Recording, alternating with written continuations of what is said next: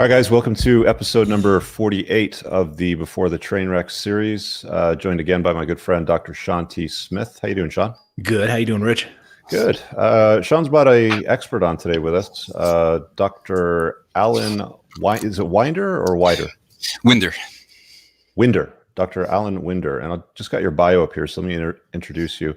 Dr. Winder's an experienced clinical psychologist who has worked in a variety of settings, including psychiatric hospitals, other inpatient settings, outpatient treatment centers, and private practice. His career is focused on providing individual and couples counseling and psychotherapy services. In addition, he provides comprehensive mediation services for family matters, including divorce, child custody, and all financial and practical aspects of family dynamics. Dr. Winder is founder and director of Integrated Therapeutic Services, ITS. Is that a governing body? No, that's a private company. Private company. Okay. Company that provides, I should have kept writing, provides comprehensive mental health services to geriatric medical compromised patients who are residents of skilled nursing and assisted living facilities, licensed in New York since 2004. Welcome. How you doing? How you doing, Al? Thank you. Good. Thank you so much, Rich and Shawn. Thank you. And just going to open that up. Okay, guys, if you're piling in now, you're just getting the notifications. Come on over and watch it on YouTube. It's just easier for me to curate questions that come up in the comment section. Shawn, how did you come across Alan, and what were your thoughts on his contribution to Before the Trainwreck series? Because I think you had an angle with the divorce mediation, because we've talked a lot about divorce. I think we even dedicated one show to it as well early on in the first 10 episodes.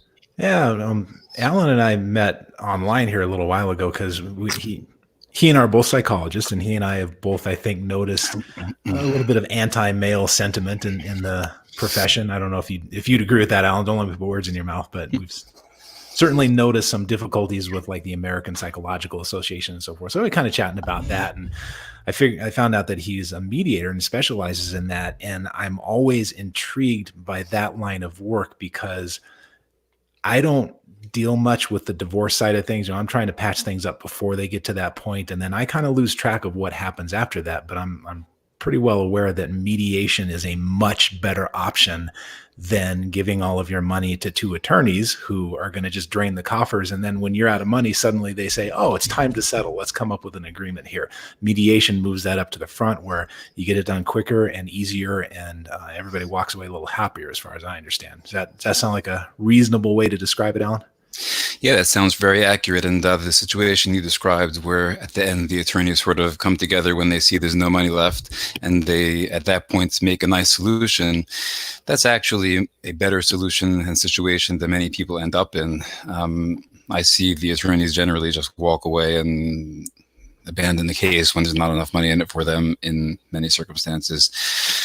Of course, there are better attorneys, not so ethical attorneys, but yeah, when someone's livelihood is kind of dependent on fighting and benefits from fighting, it's very hard for anyone to keep a moral or ethical middle ground and be unbiased, because the bottom line is that if the attorney keeps things going consciously or unconsciously, they're going to make more money. So there's definitely a motivation to string things along. What are the states like where you live towards fathers? Like, is it fairly balanced? Is it fairly hostile? Like, what does it look like for men? So, and I'm in New York and New Jersey. Most of my experience mediating is in New York, but I'm familiar with Jersey also, and I've done some work here as well. It's something that really changes based on the year, based on really what judge you get. In the past, as I'm sure you both and anyone watching is aware, things always went towards the mother or wife, where that was just the default, that kids went to the mother and that was it, unless it was some crazy circumstances. These days it's not so black and white, but depending on the judge, some judges are still very personally biased, whether they'll admit it or not. Some are much more inclined to be open-minded, and some are even father-focused in a way. But it's really something that's, if anything, it's more of a systemic shift where there's more of a chance of getting something fair for both sides than in the past. But there's no way to really predict it on a individual level unless you know the exact circumstances and the judge. So is this the same thing as collaborative law, or is this outside of law itself?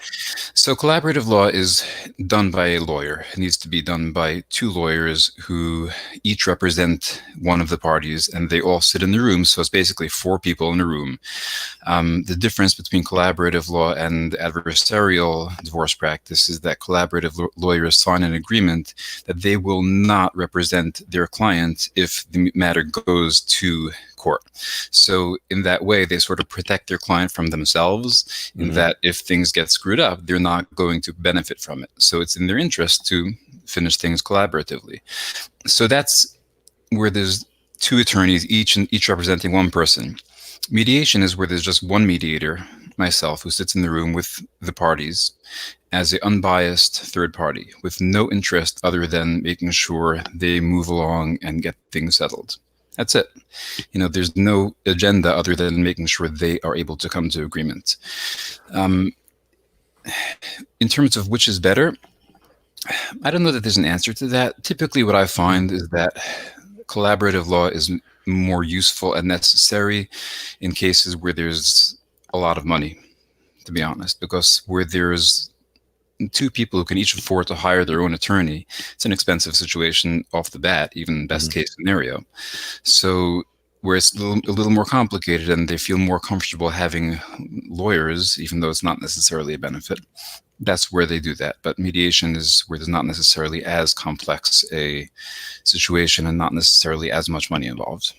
Collaborative law sounds a lot like regular family law, just that the game ends until you go to court. I mean, it's still, from the way you've described it and from the conversations that I've had with my lawyer, it sounds a lot like it's still a hostile environment because each side hires a lawyer to represent them and provide independent legal advice. It's just that these lawyers have agreed to only work for them so long as they're not going to sit in front of a judge, right? Like they'll still be hostile to one another. It doesn't sound like they're that much more friendly though, right? It's not about hostility. It sounds like a friendlier title though. Yeah, but the fact is that mediation doesn't really even help that, because even if they're in my office, they're still going to be plenty hostile to each other, and they are very often. Having an attorney as a buffer can sometimes help that and sometimes hurt that. And a third type of mediation that's sort of a marriage of both is where I sit as the mediator with clients and their attorneys in a room. And I've done this where now there's 5 people in the room, and my job is to act as kind of a ringmaster, master of ceremonies kind of thing, direct the dialogue, direct the process, and make sure it stays as dead end as possible. So that's kind of the, Would you say in general, is it easier or harder to reach an agreement when there's attorneys involved in this type that you're describing? It's a good question, and sometimes it's easier, sometimes it's harder. It depends on the people, the circumstances, and the attorneys. There's no rule about that I've found. Sure. What do you find? What do you find usually brings them to you? Because when they have the option of using an adversarial sort of system like conventional family law, which I think is the way that most people still go. I mean, I'd like to hear your opinion on that based on your experience. But what makes them choose you? Like, why would they choose a guy that's a psychologist that's going to collaboratively work on what should be in the best? I mean, ideally, do you aim to work for what's in the best interest of the kids?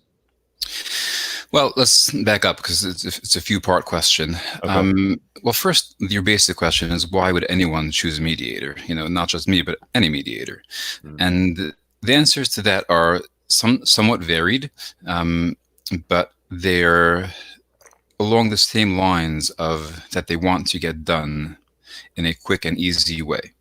The benefits of mediation are, of course, that people save tons of time, money, is not as adversarial as court. So that's the kind of, top line benefits of it. And people come to mediation as opposed to going to court for any combination of those general reasons. Are you guys still there? Because I can't see it for some reason. Nope, we're still here. I just put you in solo layout. So when you're on a soapbox, I'll sometimes put you up on the full screen. Just wasn't sure what happened. Okay, sure. Sorry. So that's why anyone would choose a mediator at all. Why people choose me in particular, again, that's kind of my sort of niche, where some people want a mediator who's also very good at managing the relationship and managing people from a therapeutic point of view. And in a way, it's kind of a mislabeling, because when I'm acting as a mediator, I am literally putting up a huge wall between my mediator persona and my therapist persona. So people who come to me thinking they're getting a therapist mediator are really not. They're getting a mediator who just happens to be a therapist. But my background certainly helps in terms of just being able to manage the relationship and the process effectively. The third question you asked was about the mediator's motivations and what kind of drives me in the mediation.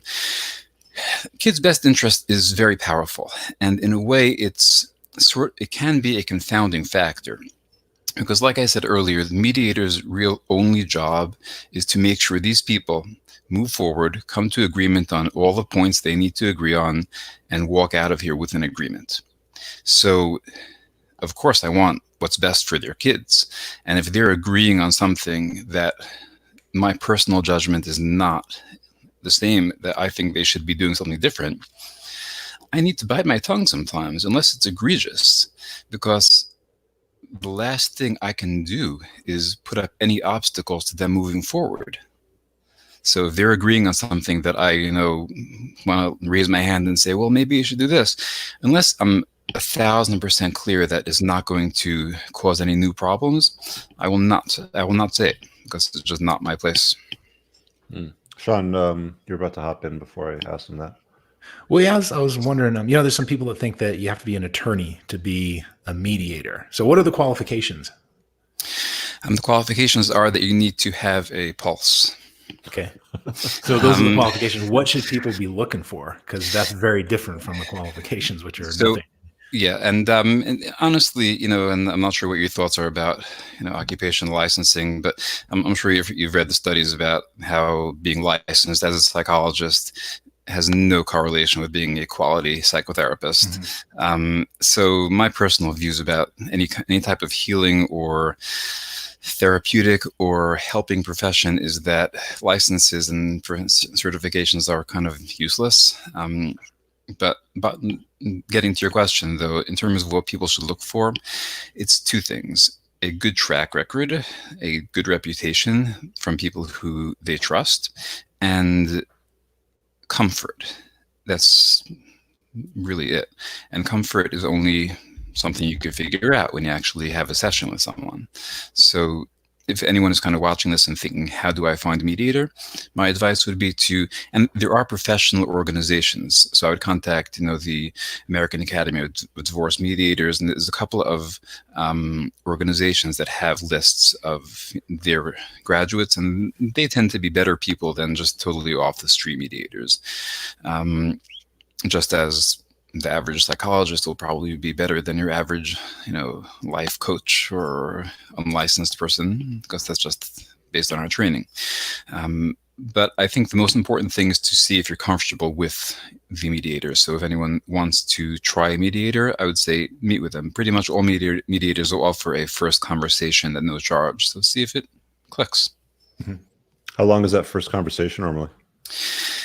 It depends on the mediator. Like my main mediation mentor is just so busy and well known that he doesn't even do that. Like the people who come to him know him well enough that he just expects them to start paying when they show up, which I understand, because he's just that well known. Personally, I do 10 minutes to 20 minutes on average. And the point is just to kind of establish some rapport and see if there's comfort there, and to answer any basic questions that they might have. But I know of some mediators who will do up to an hour, just kind of a first mediation session free, which I don't think is a great idea, but people do it. You don't think it's a great idea? Why? For the same reason that that doing therapy for free isn't a good idea, because when people aren't invested in it, it doesn't work. And also, I feel like it's just not respecting ourselves as professionals. Someone who's willing to give away an hour of real mediation, it's like giving away free pizza for no reason. Like, why would you do that? Yeah, if you're doing one-on-ones, I mean, if people aren't paying, they're not paying attention, generally speaking, or they're not going to use the information that you give them. So I don't think there's any question that a divorce is definitely a train wreck. The degree of the train wreck can be one wheel off the track, or it could be every single car collapses on itself in a giant accordion with an oil spill and a big flaming fireball. What is it that usually brings people to you? Like, what is the train wreck? Because I mean, we're trying to help guys identify potential signs and signals of train wrecks. We talk about red flags. We've touched on a bunch of things, but I'm just wondering from your experience, because it sounds like you've got a bit of it. What is it that you see often that leads to the train wreck of a divorce?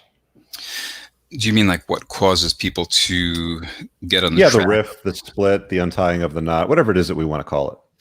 I mean, Shawn, you said you work with couples also, right? Yeah. So I'm not really sure there's one common theme. People get divorced for a million specific reasons. The bottom, and I guess there is one underlying theme. The bottom line is that anyone who is getting divorced or considering getting divorced is because they feel like where they are is just not good compared to where they can be if they were not with their partner. So it's really kind of a self-focused, self-comparison of situations, a real situation versus a theoretical situation. And when those things become so out of balance that one is clearly not viable, that's when people move apart and move into the divorce and separation mode. Is it usually the man or the woman that feels that way? I don't know the statistics, but I mean, I see plenty of both. In your practice, would you say it's more of one or the other, or is it basically evenly split? Very. I don't know. I mean, I just see both. So I've never noticed one more than the other. Okay. Why have you guys seen more of one over the other? Well, I think the stats say that 80% of divorces are initiated by women. So I'm just wondering if this is, women that are bringing the marriage to you to mediate a divorce, or if it's the man, or if it's just they both agree on it. Yeah, I don't know. I definitely, if it was 80-20, I would have noticed. And I'm just thinking about my current and recent cases, and no, there's both. There's man initiated, woman initiated. I get them all the time. Yeah, and I wonder. We were talking a little bit, you and I, earlier today, sort of chatting back and forth on Twitter, and I wondered if your population is kind of like my population, and that it's not really represented, because the stats do say that women initiate somewhere around 70%, somewhere at 70, 80, but they initiate the majority of divorces. But I'm wondering if the people that come to you are probably a little more even keeled than the people who go straight to the family court system. It's a very good point, and again, when you say me, you mean just mediation in general, but that's a very good point, in that mediators as a class will see a different subset of the divorcing population than, the family court attorneys will, because you're seeing, and you're right, and people who come to mediation are generally more mentally healthy, more balanced, more, not screwed up in some major way that they want to go to court. Because anybody who'd want to go to court, there's got to be something wrong with them, honestly. So, let me ask you if you've seen something that I've seen, because this drives me absolutely nuts, where two people are splitting up and they're on the track toward mediation. And they're behaving pretty well with each other. And then somebody will start whispering in somebody, some friend will start whispering in one side's ears about, hey, why don't you just talk to my attorney? Really help me out. Just 5 minutes. It's not going to cost you anything. And then that opens the floodgate, because as soon as one person gets an attorney, well, then the other person has to get an attorney. And if they're not ethical attorneys, like flawlessly ethical attorneys, they're going to stir the pot and generate conflict. And have you seen this like I have? Well, it's something that is universal, and it's part of my opening pitch, and something that I reinforce throughout the mediation process. It's what my mediation teachers call the Greek chorus. And It has a name. It's common enough yeah. that it has its name. Okay. It happens in every single situation because, yeah, unless someone has no one in their life, and even if they don't, they just go online and search. There's going to be somebody or something that's telling them, yeah, you could be getting a better deal elsewhere. And I make it a very strong point of the entire mediation process that mediation is not about getting the best deal. And yes, if you went to court, you might get a better deal. I have no idea. But the point is that you don't know either. And are you really willing to give away a cheaper, shorter, easier process for the possibility of getting a lot worse for a lot more money and a lot more pain? So what I tell people is, don't be unrealistic. Don't try to shut out, the Greek chorus. If your mother or sister or a brother or a friend talks to you, listen, but just kind of with half an ear. And if it's something you want to bring up that they say to you, bring it up. We'll talk about it in the session. I'll tell you what the reality is. But yeah, rule number one is ignore the Greek chorus as much as possible. Is there an example, and I'm putting you on the spot here, but can you think of an example of somebody's mother or whatever giving them some false information about how it's going to work out well for them if they go to family court and you having to correct their misapprehension? Sure. I had a couple. I just need to kind of make sure I don't, change enough to make it non-identifying. They've been married for 20 plus years, a couple of kids. He's a very highly paid doctor. She never worked a day in her life.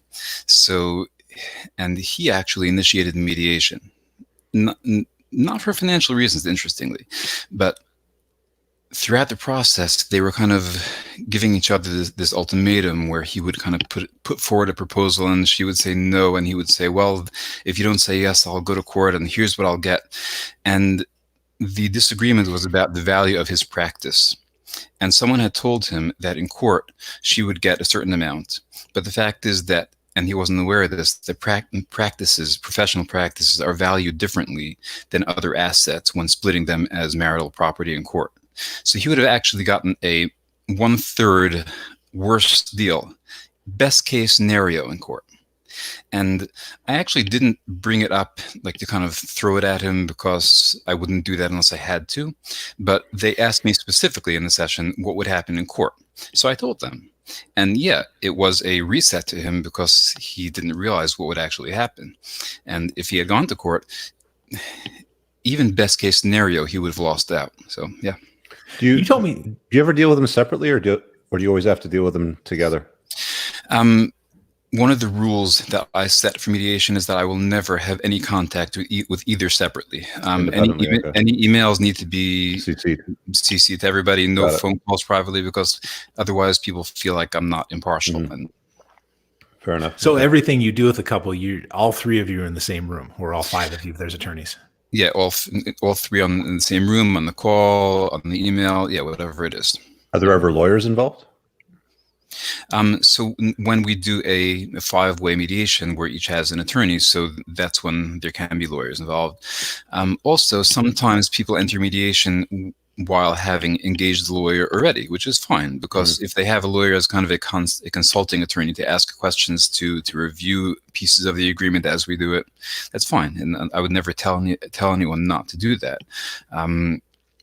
But as long as the attorney is just a advisor, that's where it's important.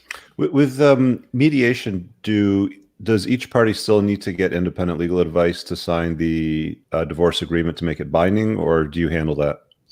So, well, it's two different questions. The first question is, do they need an attorney to make it binding? The answer is no. And if they sign and they're legally competent and it's, notarized signature and the judge accepts it, then it's a binding contract. Will it have slightly more legal weight if in 20 years the judge looks at it and sees that there was no attorney who signed in it? Probably not. Like, I've never seen a situation where a judge threw out an agreement because there wasn't an attorney involved. The only thing you want to avoid is where one person has an attorney and one does not. Because in that case, a judge will throw it out, because one person can say, I didn't know what happened, I got railroaded, or whatever else. What's your view on prenuptials? I think they're a great thing. I think pretty much everyone should do them.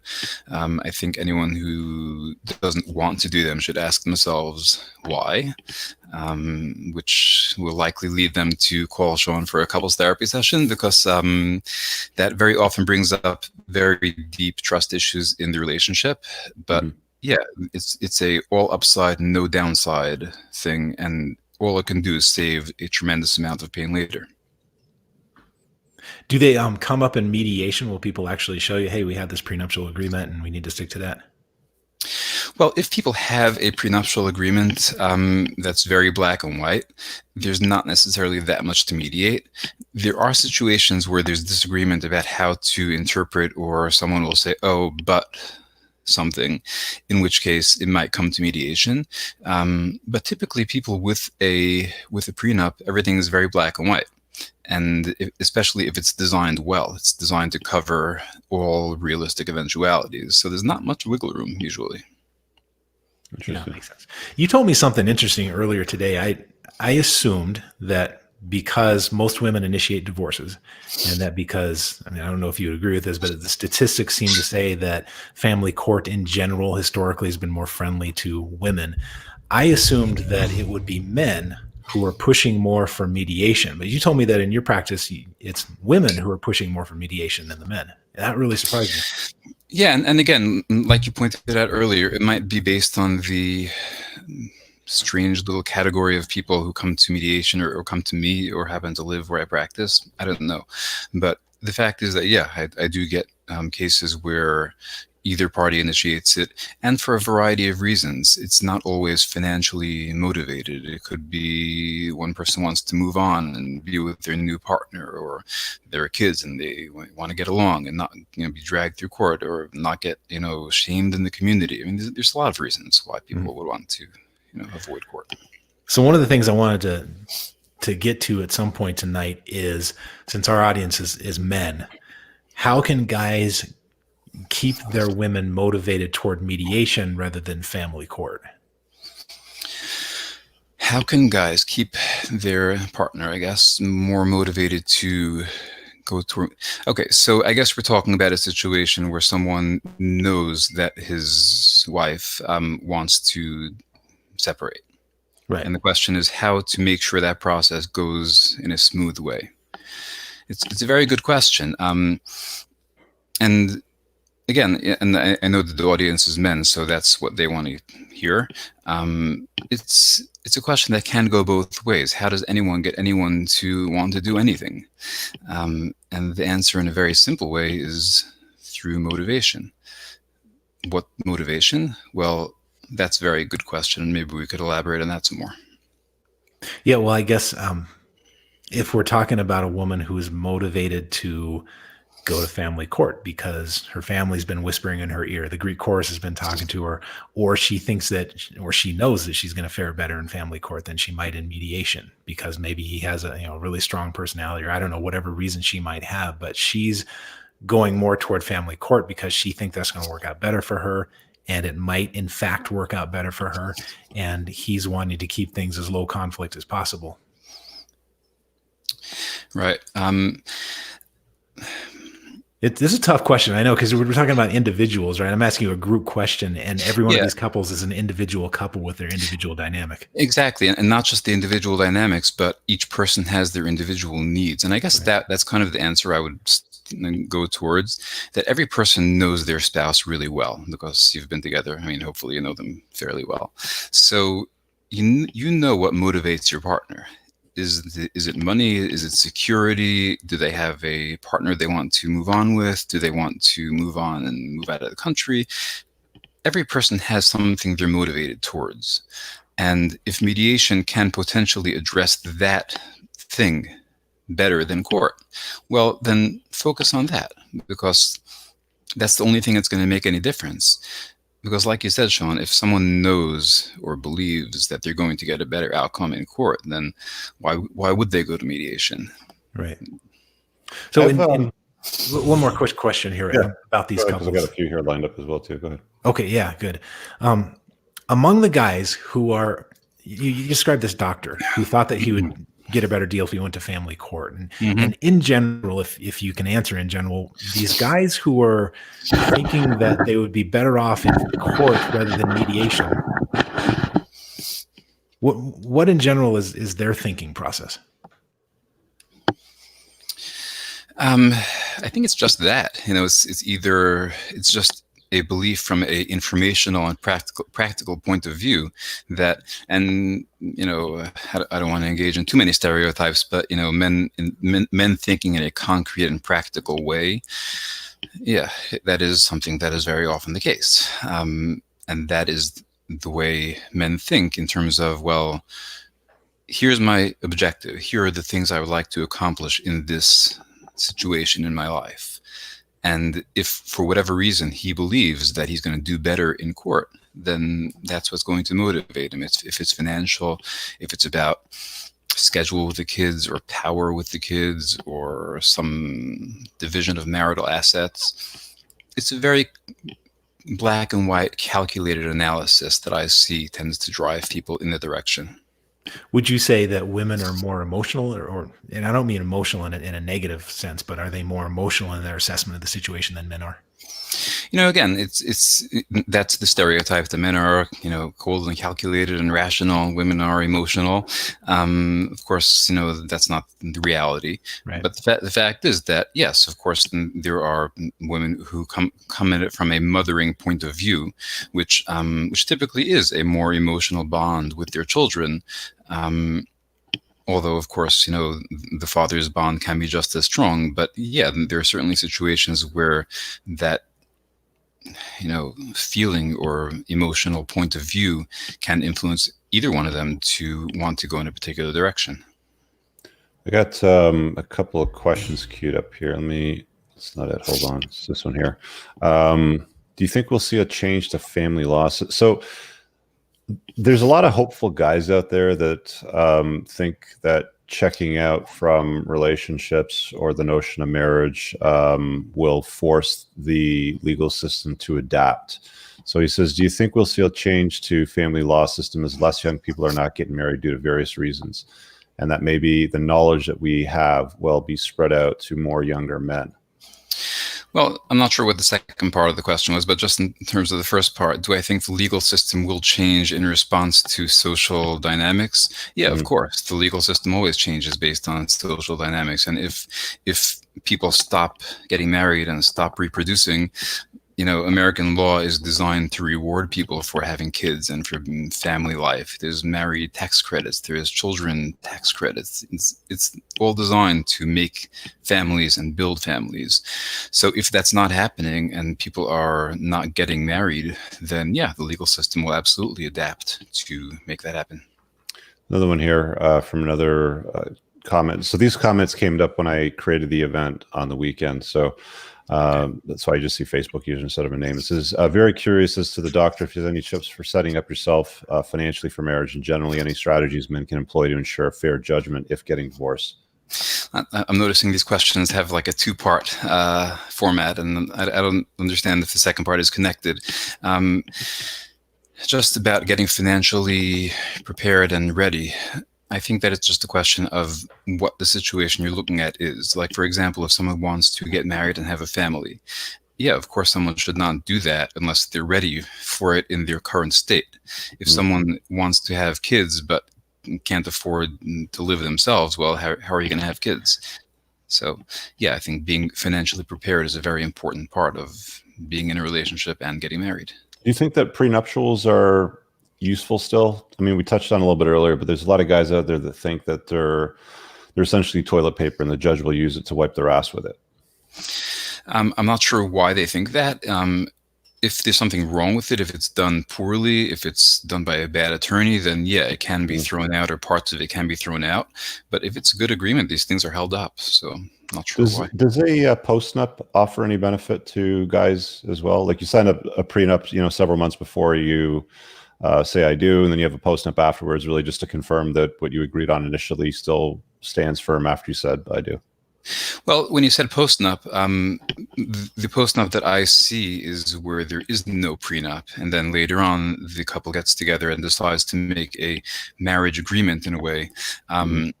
And yeah, those can stand up. They're not quite as legally powerful as a prenup. But I've actually never seen a situation like you mentioned, Rich, where people sign a prenup and then later do a postnup to sort of validate and strengthen that. When people do a prenup, you know, that's it. If they feel that's not strong enough, and doing a postnup is not really going to help that. So, you know, I actually think that the concept of postnup, even not from a legal point of view, is a very valuable one. And it's one where, and Shawn, you can tell me if you agree about this, people who go to couples therapy, couples counseling, relationship counseling, I've been finding that there are really very different categories of that. People who want to work on the quality of their relationship, communication, things like that. That's one thing. Then there are people who want to essentially negotiate the parameters and the practical aspects of their life. And to me, that's actually a form of mediation. So that's a type of postnup where people agree, whether contractual or not, about how to live their life when there might be disagreement otherwise. Yeah, I think that's a fair assessment. I would say that I do a fair amount of mediation with people, and yeah, you know, it's not legal mediation, so it doesn't matter. You know, I don't have to cross every T and dot every I, but I do try to help people get to that common ground. I help them get a reality check when they need it about their expectations, and That's we were chatting before we went live about expatriation and secured party creditor. I got introduced to this guy about a month or so ago who, through one of my inner circle gentlemen, basically took himself off the books, and he really can still live in the States. He's no longer a citizen, doesn't have to pay taxes, and family law doesn't apply to him the way they structure this. You said that you've got some experience with mediating divorces where one person is in that position. Let's just assume it's the guy, because most of our audience is men. So let's assume the guy's in that position where he's not technically bound by family law. What does that look like? Like, what's the typical outcome in that? Is there a better bargaining position for men in that? It's a great question, and it's like I mentioned to you earlier. I've never really seen it used as a proactive strategy by someone to avoid being, you know, within jurisdiction of family court. What I see is situations where a couple comes in for mediation, and one of them may not necessarily be a citizen, or both of them may be foreign, but they're living in the U.S. And I'm curious about what information you might have about this. I've seen family law, at least in New York, be applied, you know, pretty much across the board. If there are overseas assets, or there's something going on overseas that's not under the jurisdiction of anything American, then of course that's not touched, because what's the point? But in terms of, you know, division of assets that are identifiable, in terms of custody of the kids and schedule of the kids, I've never seen that be affected by citizenship. So I'm curious what might be different. Yeah. So the understanding that I have, and I'm probably going to botch this up a little bit, but the understanding that I have is, okay, let's use the example of the guy that is currently married and doesn't want to be bound by family law if there's an exit, if they have to untie the knot. So he expatriates himself. Secure party creditor is the other soundbite that I recall. I'm not sure how that applies to that, but basically, he's not on the system anymore. Like, you can't do this if you have to rely on credit or banking, you know, for example, because you can't get credit when you've gone through this process. You're basically not able to access those things. You don't pay taxes, but by the same token, family law can't get you, is the way that I understood. I'm just wondering if you're familiar with the process, or if you've ever seen it.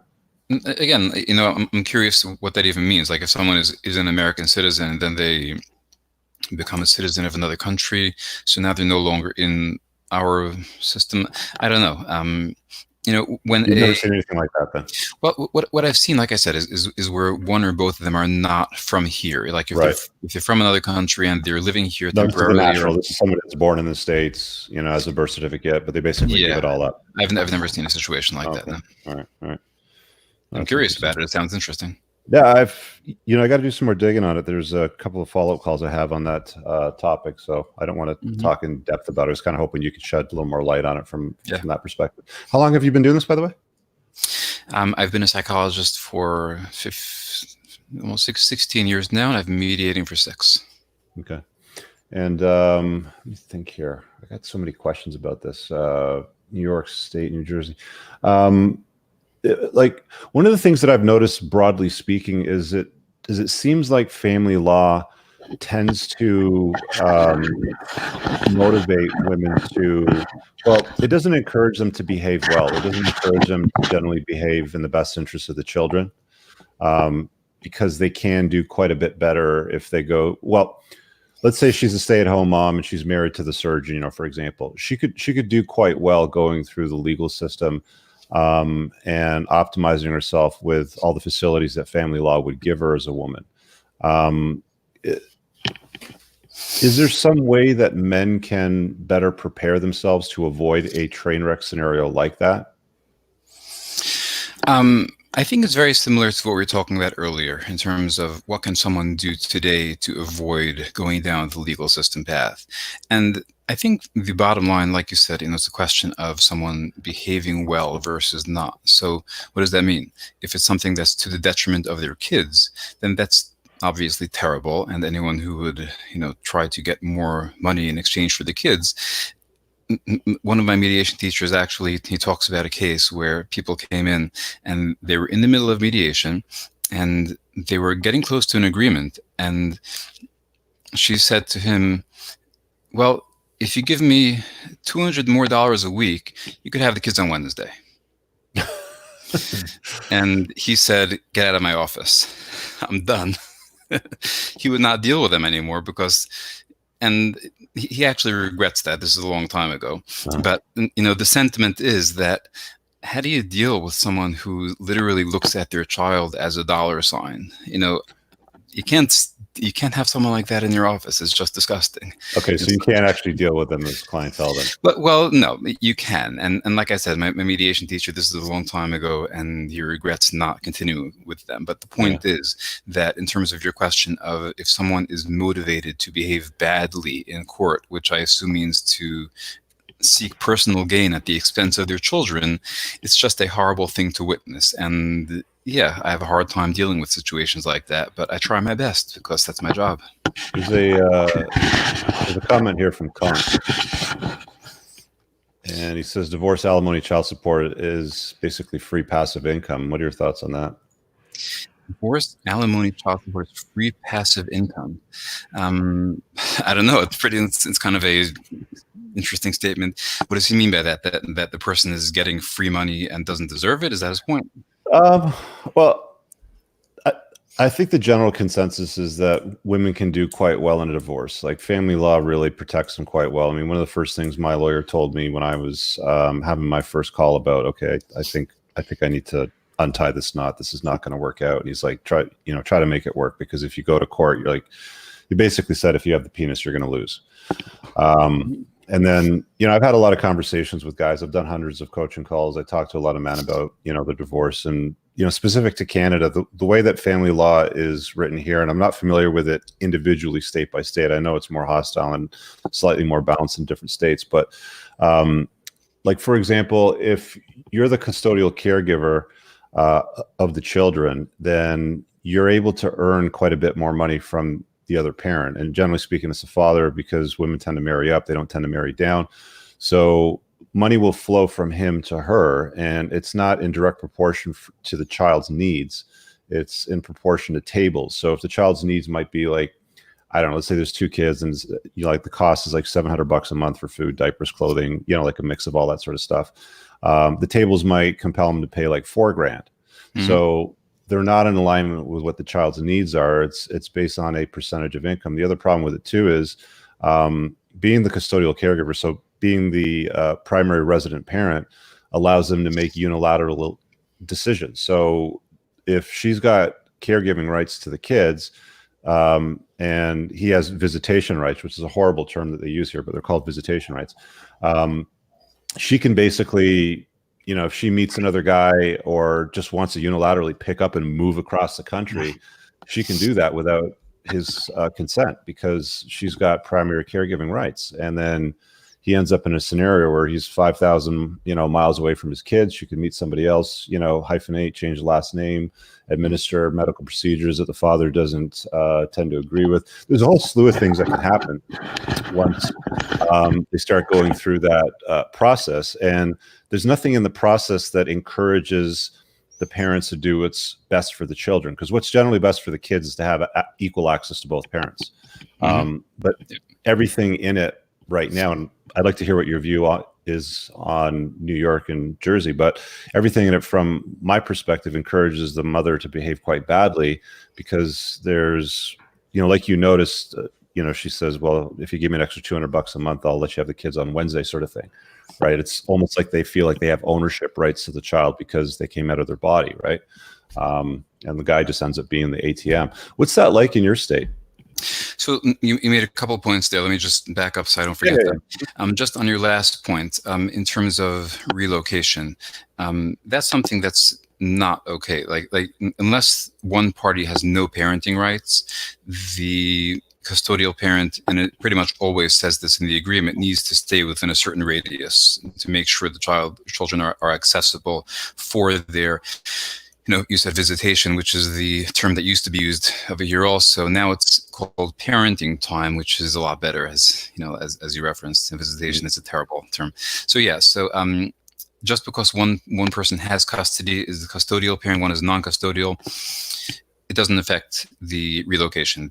That's something that's fixed. The second part, in terms of the legal decision making, that's a totally different piece than actual custodial, meaning there's physical custodial, which does determine who pays child support to who, because the non-custodial parent pays to the custodial parent, which that is the formula. But that's about where there's more time, and that's where there's also differences between localities, which makes everything so confusing. Like in New York, it's calculated based on a very general formula. So it's not about, minutes or hours, but in New Jersey, it's calculated. If the child spends an hour more by one, then that one is custodial. So yeah, that is ridiculous, but that's just the way it is. But the point that I'm making is that physical custody, where the child lives, is different than legal decision making. And right now, the default of the courts, what I've seen, is to start from joint legal custody, making decisions together. They don't typically award single legal custody unless there's something really wrong with the other parents. Okay, so in your state, it's default shared parenting rights? Well, in terms of legal decision making, yeah, that's where I've seen pretty much everything start from. As far as time with the kids, like, is it default 50-50? Yeah, legally it is default 50-50. Again, what the personal biases of the judges are, they are what they are. Well, it's not default 50-50 because the way that it was described to me with the bill that was in Parliament was if you get divorced, it's 50-50 unless one parent can prove the other parent is a complete loser. They basically have to be a criminal, a coke dealer, a pimp, something like that, for the other parent to take custody of the kids. But it would be default 50-50 all the time. And that doesn't exist in very many places. I think there's a couple places in the world, but it's not that common in North America from what I understand. It's certainly not common in Canada. Yeah, and I don't know anything about Canadian law, but yeah, in New York, and from what I've heard in most states, a couple of exceptions. There are a few states that I know are not that way, but it's certainly things are going in that direction where things are default 50-50 for everything, unless there's some reason to deviate. Got it. And you made an interesting point, Alan, that it may be structured that way. If I heard you correctly, it may be structured that way 50-50 under the law, but then you get a judge that's unaccountable and has a bias. And this is what I hear family law attorneys complain about, is that it's kind of a crapshoot which judge you get, how that has such a determining factor on the way things turn out at the end. And so even though the laws may be starting to be written better, we still have a lot of judges that don't answer to anybody, that sometimes are very friendly with some attorneys and not very friendly with other attorneys, and they have their opinions and they have their political biases, and they do what they want. Yeah, that's absolutely true. And I think that will always be true because people are people. But to take that and to connect it to Rich's point earlier about, whether child support is just, and I think that was the original question. Yeah, that is actually one of the main benefits of mediation, and it's something that I make sure to emphasize very clearly, that if you go to court, the judge turns on his computer and it spits out a number. What that number means, if it's helpful, if it's useful, if it makes any sense, nobody cares, because that's what the computer says. And in mediation, the way I go about child support from in an ideal setting is from that cost sharing model that you referenced, Rich, where we actually go through what their expenses are, what the kind of basic overhead that the kids need to exist is, and what the individual expenses that each kid needs to exist. And then we talk about how to split those. So that brings me back to the question then, because that's where I'm confused. So if through mediation, if the monthly expenses to cover the cost of the children's need is $750, but she's married a surgeon who's making, I don't know, $400,000, $500,000 a year, and the tables might compel $4,000, $5,000, $7,000 a month based on a computer calculation because it's all spreadsheeted. Why would she go for the $750 when she could get $7,000 going through court? Right. And the answer is, because I mean, like, the other problem with that too is you can't contract out of family law, from what I understand. So you could have you could have an agreement. It's global. It deals with custody, deals with the assets, it deals with the child support payment. And then 6 months down the road, she's like, you know what, 750 is really not enough. And he's making a lot of money. And I saw he's banging a secretary, and she's 23 years old, and she's way hotter than I am. So I want my $7,000 a month. And then she can go and reopen the case with a lawyer. Like, is that not something that can happen, or does a mediation bind outside of that? So mediation doesn't end with mediation. The mediation ends with the agreement being signed off on by a judge, the exact same way that the judge would sign if they went through court. So the results of the mediation, and my particular process in doing the mediation, is that throughout the process, I keep an informal memorandum of understanding. It's kind of like an informal legal document that just keeps track of all the agreements that they've made. And then when we finish everything, I have a lawyer write it up into a full agreement. And then I give that to the couple. Sometimes they have attorneys look it over, sometimes they don't. They notarize it, sign it, file it with the court, or I help them file it. I have an attorney who does that for me.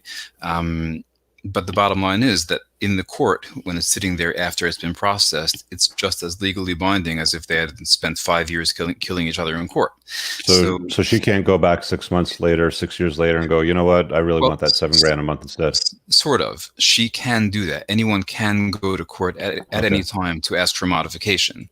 But the chances of a judge allowing that, it's got to be something really compelling. The judge needs to look at the agreement and say, well, what's changed? And yes, people can file for a change in child support for any reason. There are several specific reasons: change in income, change in circumstances, there's a couple of things. So anyone can go to court and file for different child support, but a judge is not going to go for it unless there's a really good reason. Conk rephrased his question. He says, how often does one party of the divorce get financial benefits? How often is it the ex-wife versus husband? How often does the party know that prior to the divorce? Does that offer a little more clarity? Well, let's start from the last part again. How often do they know prior to the divorce? The answer is never, because you never know what's going to happen until you go into the courtroom and see what the judge says. You never see. There's no way to predict that. How often does one party get financial benefits? I would say probably at least 75% of the time, because unless they're so equal that there's just nothing to trade off and they each have the kids equal time, which I have seen, by the way, but there's got to be some offset. Like if one person has less income and has the kids more time, that person is going to be supported by the other one. If one person has the kids more time and has more income, then technically that person is supposed to be paid by the other one, but the numbers might end up balancing out that they don't. So the system is designed to crudely balance out everything. It's not a perfect system. And that is why mediation has a place, because the system is really taking a chainsaw to trying to do brain surgery. It just doesn't work. Got it. And he also asked, how often is it the ex-wife versus the husband? So does the money mostly flow to the ex-wife, or does it mostly flow to the ex-husband? Well, it's the same question as who tends to get physical custody more. So yeah, historically it tends to be the wife more, but in the strict legal sense, it's 50-50. And the other piece to that is division of assets, that if the couple has, $1 million to their name, then that gets split. It doesn't matter how that got accumulated. If the husband, did it through work, if the wife did it through work, if one person made an investment, it's all marital properties. So it just depends on what their assets are. And I got Lance in the waiting area, so Lance, I'll bring you in just 1 second. I want to throw in one little summary go ahead, Shawn. here and see if this fits, Alan. That what should happen under the law can be very different from what does happen under the law. And as soon as you enter that family court system, you're rolling the dice, and both sides are rolling the dice. And you're better off just staying away from it completely and doing mediation if you can. Is that a fair statement? It's fair, and it's even more pronounced than that, because there usually is no should. It's usually a unknown. And so you're kind of, if I go to court, there is what I would like to get, but I don't know if that's going to happen. Mm-hmm. And even if all the circumstances do align, I still don't know if that's going to happen. Right. By should, I mean that we go, the law is written such that it should be equitable for everybody, as equitable as possible. That's the intent of the law, right? Yeah. In theory, but that's not what happens, or it's not what happens reliably. Is that a fair way to say it? Oh yeah, because it's like I said, it's literally taking a chainsaw and trying to do brain surgery. It doesn't work. It doesn't work. Chainsaw for brain surgery. Sorry, man, I got to laugh at that. Let's give me a minute. I just want to ask 2 more questions. So, are you married? I am. You are. How long have you been married? Well, not to get too much into my life, but quite a while. Okay. So in the state of family law, the way that it stands today, do you encourage men to get married, or if the answer is no, is there a better model to it? Well, and I think Shawn and I were kind of touching on this in our Twitter conversation, where everything at the end really boils down to individual motivation. And this is kind of a very core thread that I follow throughout my individual therapy, couples counseling, and mediation careers, where everything gets down to the question of, what do you want? And if someone would come to me and say, should I get married? Should I marry this person? The only question that's important is, what do you want? And is it possible or likely that going ahead and going down this path will get you what you're looking for? I think generally speaking, what they want is 2 things. They want kids and they want access to reliable sex, is what most men want, which is the motivation that I see behind them wanting to get married for the most part. So if that's going to be, kind of guaranteed through marriage, then go ahead and you'll get exactly what you want. Gotcha. All right, Lance, let me throw you into the stream here. And if you guys want to hop in and ask a question, I've dropped the link in the chat again. Lance. Hey guys, can you hear me? Loud and clear, man. You got a question or an experience to share? More of an experience to share, but I was just going to say, I just recently went through the, I wouldn't say divorce meat grinder. It wasn't that bad, but I do highly recommend trying to mediate. We went through mediation, and although we didn't end up coming to an agreement, I found out more of what the other side wanted. And so we went to court. I was, file a modification because I was paying for everything, 2 places to live, and she wasn't working. But as far as the child support concern here in Texas is, I offered to pay, all the child care, all the medical insurance, everything. And I had a number in my mind about what child support should be. That was completely scoffed at. Even, I wouldn't even say by my own lawyer, but it seemed to me that they just went by the books, what they were allowed to take maximum. And I don't know, the whole process left me feeling, kind of like a wallet, I guess. But I guess I would say that if you have a chance to do mediation, definitely try to do it, because you're going to end up going, if you end up going to court, I mean, decisions are going to be made for you that that you may not like. Right. And ultimately what you just said, Lance, is exactly the bottom line of why I really push people towards mediation, because, the saved money and saved time is a nice first step. But the most important thing is that, like we were talking about, when you go to court, nobody cares, nobody, even the judge, about what's good for you and what's good for your spouse and what's good for the kids. All anybody cares about, usually the judge's clerks, is filling in the blanks and getting on to the next case. Exactly. And when you mediate, you tailor your life to your situation in a way that works for you best. And most often it works best for your ex as well. So it's really a win-win with no downside. I guess I do have a question. If you wanted, so I never thought of mediation as an option that I could go to before I went and got a lawyer. I mean, how would you get your soon-to-be ex to go to see a mediator before you hire a lawyer? I mean, it just doesn't seem like it's going to work out to do that. And I didn't even get to pick the mediator either. My lawyers picked the mediator, so. That's a good question. So how do you have let's have a mediator conversation? Kind of like, hey, let's have a prenup. I love you, but let's have a prenup sort of thing. So how do you do let's go see Alan conversation? Right. And, it's a very good question. It's one of the most, sorry, my dog's here. He's very in favor of mediation. Say hi, Barky. Anyway, but really, it's like we were talking about, it's a question of motivation. So if someone is going through a divorce or about to go through it, your soon-to-be ex, and you know what motivates her. And if she wants to move on with her life, well, then emphasize the fact that mediation helps you move on very quickly, whereas court, you could be tied up for the next 5 years. If it's about, what's best for the kids, well, yeah, getting it done quickly and easily and cheaply is best for the kids. If it's about moving on to a new person, well, yeah, if you want to marry somebody new, you got to first be divorced. So it's all about what that person is looking for. And your ex, what motivates her.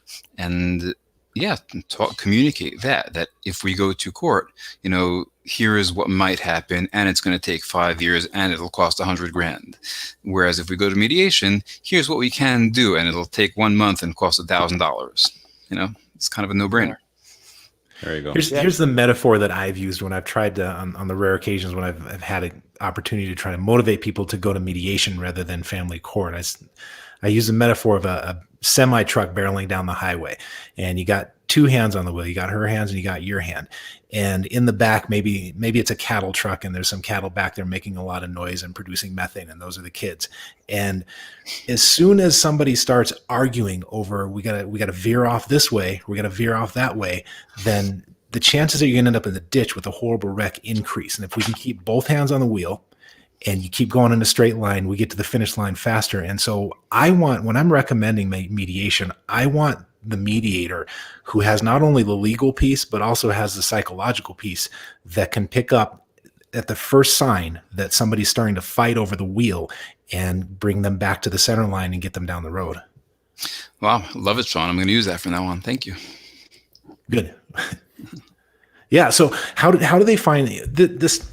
This is such an interesting job you have, because you have this legal piece, but then you have the psychological piece where you have to be able to determine when people are starting to get scared and get a little panicky, and they're starting to fight for what they think they're about to lose. And they're getting into all kinds of weird psychological spaces, and you have to be able to spot that and bring them back to the center line and get their eyes on the prize. Yeah. It's a very important point. And when the question is, who is a mediator? What people tend to be mediators? Mm-hmm. Not many people graduate college and they're 22 years old and decide to become a mediator. Most often it's people who have done another career and see that they're doing mediation anyway, so decide to get into it as a professional pursuit. Mhm. So it's a lot of lawyers, and it's a lot of mental health people, and it's a lot of financial planning people. Those are the three categories of people who become mediators, because, like I said, we're doing it anyway. And yeah, wherever someone is coming from brings both strength and potential weakness to mediation. Like for an attorney, their knowledge is vast in terms of what can happen in court, but their ability to step back and be impartial as opposed to representing someone is difficult. It's their instinct to fight for someone, and all of a sudden you got to stop doing that. A mental health person, a psychologist, our instinct, Shawn, is to try to help, to try to make things better. And as a mediator, I've got to turn that off, because if I care what's better, I'm not going to mediate anything. I need to just allow them to come to agreement, regardless of what's better. Right. I'm sure you have to be able to pick up on the emotions before they really start taking over too. And that's the strength that I'm talking about. You know, like a lawyer's strength is knowing the law. A psychologist's strength is being able to use emotions in a productive way instead of allowing them to derail the process. And yeah, throughout the process, I continually emphasize, and any good mediator does, that it's not about getting the best deal. It's not about fighting. It's a relaxed, calm, collaborative process where we sit and we figure out what's best for everybody. Nobody's bound by anything. You can walk out at any time. You can throw out the agreement at the end. There's no downside. All there is potential upside. I got another question here from Conk. Lance, you good? No, yeah, I'm good. I just want to say thanks for having me on. Been binging before the train wreck, and I just want to say thanks to Shawn and Rich for all the good work, man. I appreciate it. Thanks, brother. Take care. Thanks, Lance. See ya. Bye. So stance on private marriage, legal contracts without state involvement, is it feasible? Well, and again, I hate to be repetitive, but the question is, what's the goal? You know, if the goal is to have a ceremony that is meaningful to you and your spouse, then sure, why not? If the goal is to be able to claim taxes together, then no, that's not going to work. So yeah, it's just a question of what you want to do. If you want to do something that will make you both happy and that will make you both happy, then go right ahead. I think the approach is if you have a private marriage, it keeps the state out of your household. Although I don't know that that works, because most conversations I've heard from guys when they rationalize in their head about having a private marriage, they think that family law won't apply to them later on down the road. But if you have a private marriage and you have kids, and 4 years after the kids, you decide to get divorced, guess what? You've got kids. As far as the state's concerned, you're married, right? You can't contract out of that. Well, if you have kids, then the state doesn't care if you're married. The state is just making decisions about the kids. Yeah, exactly. So that has nothing to do with the marriage. But yes, private marriage will not avoid family law, right? Kids. Yeah. What about dealing with the assets? Does having a private marriage protect assets in any shape, way, or form? So it depends where you are. If you're in a state where there's no common law marriage, which means that you need to be officially married by the state, then yeah, if you're not officially legally married, then your assets are not split. Are there any states like that still exist right now? Yeah, there are still some states. It's a mix. Okay. You guys have to do your homework on that. We're not going to drill down through the list for everybody.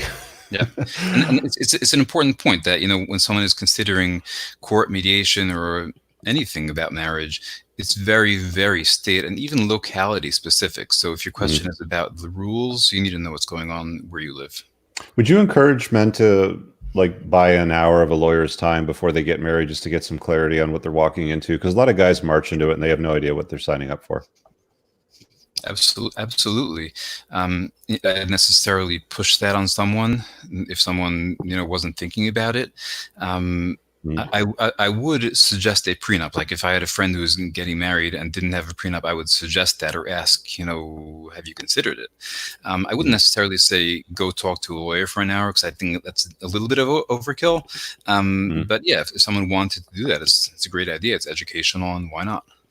Is there a scenario where they wouldn't need a prenup?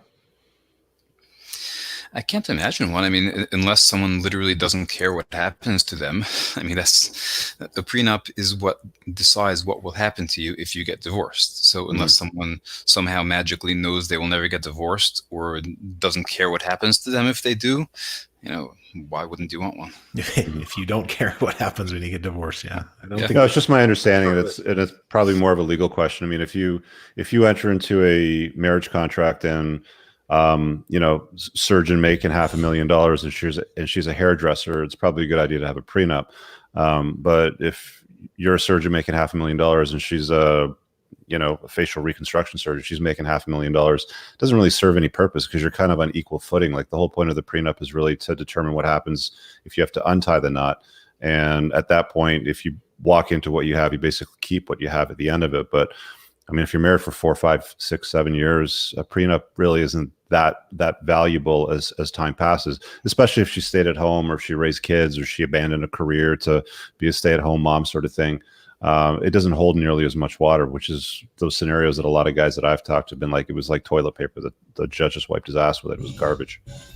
Well, I'm a little unclear on what you mean, because in that situation we just mentioned, where they're both surgeons making $1 million a year, and then they have a kid, and she stays home with the kid for the next 10 years, and now it's 15 years later, and they're getting divorced. So if they had a prenup that says that we're agreeing to go into this, and that if we have a kid, the wife is going to stay at home, and we have no claims against each other, the judge is going to enforce that. And when they split later on, the judge is not going to hold it against his assets that she stayed at home. So, again, I'm not sure what experiences your listeners and viewers have, but that is the ones that I've heard are she abandoned her career as a surgeon to raise the kids for 10 years. She lost her ability to earn income. She can't find a job because her skills are outdated. So now he has to pay for everything.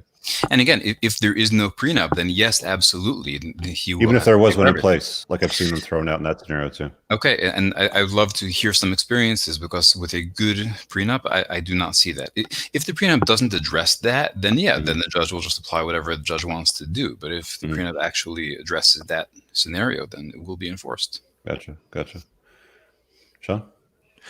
Have you caught people being duplicitous, and what do you do when the truth starts to come to light that you weren't aware of, or somebody was hiding something, or somebody was hiding an affair, or some finances or something? What happens then? So affair, nothing. Yeah, it does not affect anything that I'm doing. In terms of mediation and the law, an affair literally does not matter, at least in New York.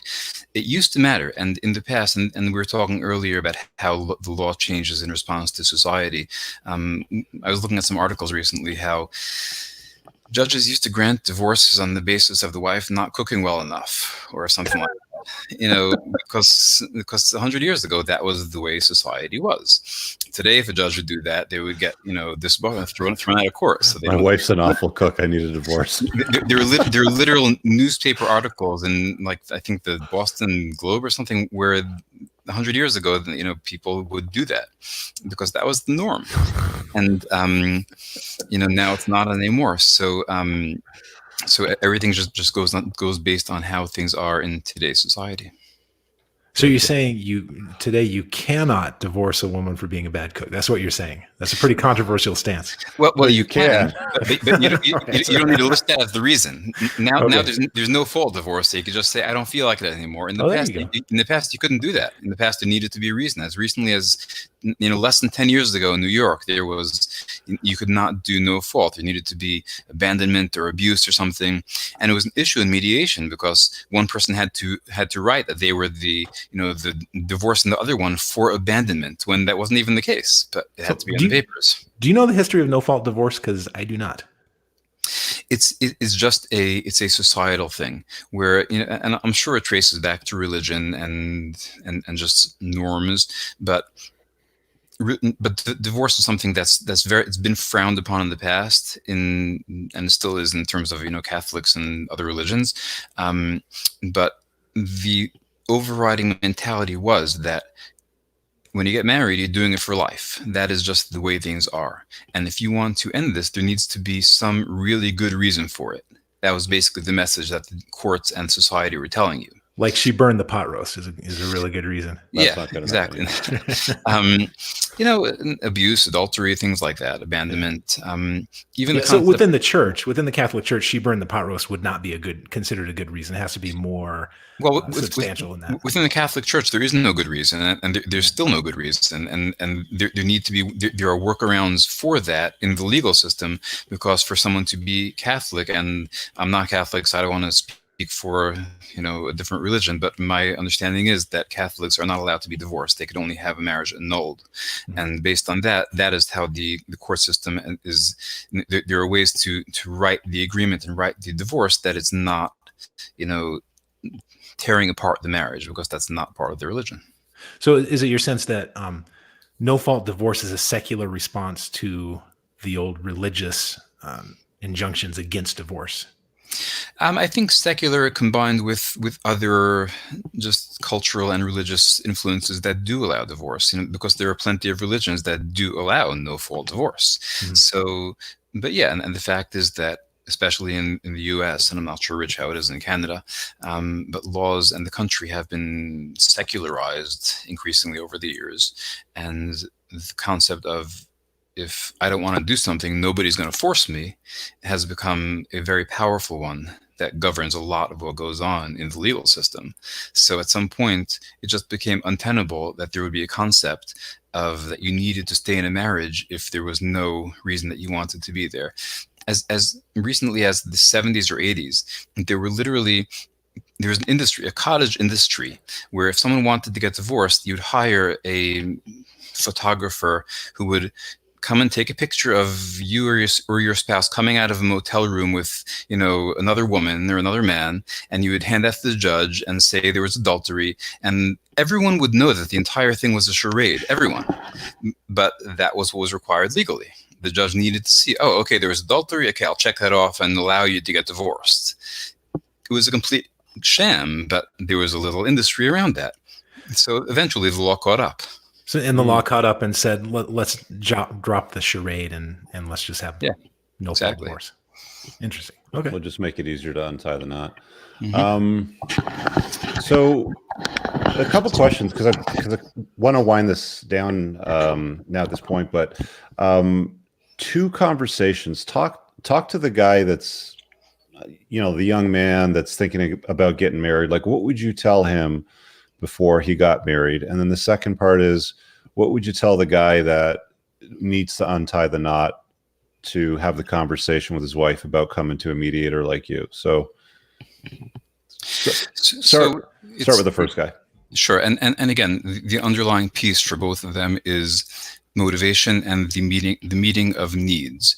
If someone is looking to get married or is saying that they want to get married, the simple question I would ask that person is, why do you want to get married? Which of your needs do you think is going to get met that is not currently getting met?